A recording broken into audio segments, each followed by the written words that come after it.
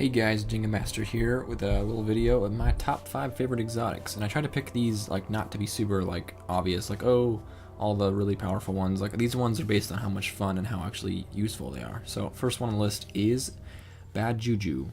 I love this gun so much. Like I've been using it as like my exclusive primary for a while now. Stats are really good. The rate of fire is good. Stability can be good with the right perks on. Full auto. I can't even go back to using a regular pulse rifle. It doesn't have full auto. It's just obnoxious feeling. You get so used to it. Perfect balance. Good perk for this, having that really high stability. String of curses. You get extra supercharge energy for every kill you get, and that's cool because it almost doubles how quick you can get your super. And after every kill, it reloads itself, so you can watch my magazine kind of pop back up to 24 after every kill. And unlike like most, exotics kind of have their like little situations they're good in. This gun's just really good in every situation, like close range, long range, medium range, crucible, not crucible, like strikes. With the fact that it can reload itself and refill its clip, like for Thrall, it takes like one bullet to kill him. You're just infinitely shooting.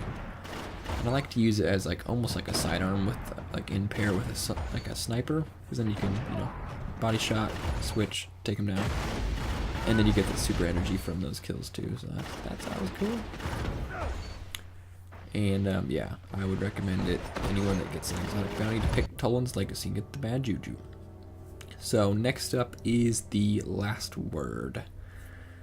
And this one, it's kind of overpowered a little bit, but it's just fun to use, and impact's really high. The range is terrible, but it's really not as bad as the stat suggests. I like to max out my stability, and this looks cool. I like to max out my stability, like, as high as I can get with the perks, because stability is, you could go for the little bit more range and a little more impact, but I haven't really noticed that to do a whole lot. Hip fire.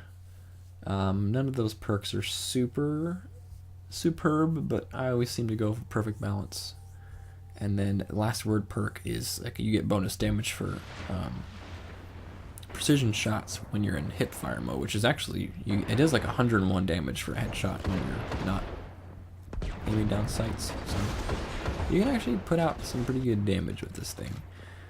And like I said, the range really isn't as bad as you'd think. Like, you can kill people from a decent distance away with it.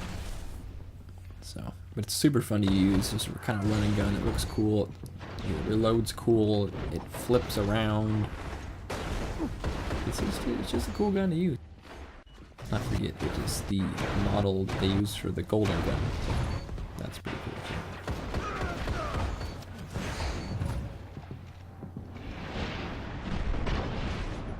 The lead. And next is kind of a weird one, but I like it, is the No Land Beyond. I don't know, this gun's gotten a lot of hate, and well deserved even, but I don't know, I've started to use it a lot, and it's kind of like a gun you just have to you really have to practice it. And the fact that it's a primary and ammo isn't really a problem for Crucible. I know you only get like 12 shots, but ammo's not too hard to find, and with a sniper ammo perk, you can last a while. The rest of the perks on it are pretty much useless. Like, none of that really does anything. Aiming fast or like agility. Cool. But yeah, so it's a sniper. It's, still a one-shot headshot. The body shots are only, the impact is pretty low on it, so the body shots don't really do as much as, you can see 220 for a headshot. Full health's like 194, so it's just barely killing them with one shot. But it looks cool. It's kind of like this unique style. Plus, there's the added satisfaction of knowing that the other person on their screen, it shows that they got killed by No Land Beyond, repeatedly, and you can just kind of laugh to yourself, available. I just killed you with No Land Beyond, a couple times, and that's just an added little bonus in there, if you ask me. But yeah, it's definitely a gun you have to practice with, because first time I used it, I was jumped on the train with everyone saying it was awful, because it definitely could use some help, but overall, it's definitely fun to use. So, enemy captured, zone and not a whole lot of people using them, really. But yeah, it's awful for PvE, like Crucible. Well and, done. like, I could have used the your small talents in the amount of field. ammo you can hold, small clips, it's awful for PvE.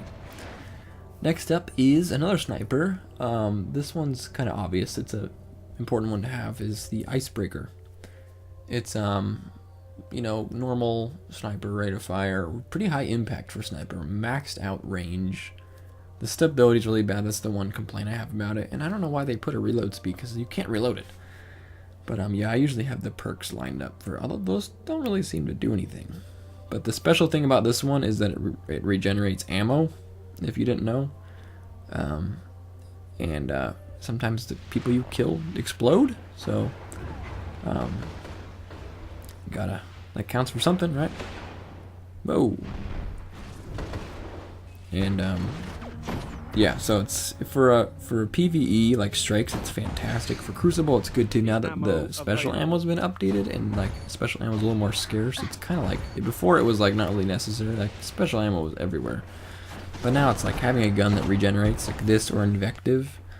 You don't even have to think about special ammo, so that's definitely worth using it. I definitely prefer, as far as a sniper goes, it's one of my least favorite to actually use because, like, you know, I like my like LDR 5001 or my the Iron Banner sniper. I can't remember what it's called right now, but great snipers and you know, like good stability on those ones. But this one is just not quite there.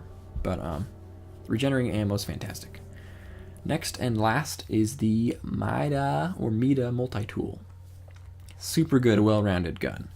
It's got good rate of fire, good impact range, good stability, maxed reload, and you can, you know, third eye, your radar is always on. That's really handy to have.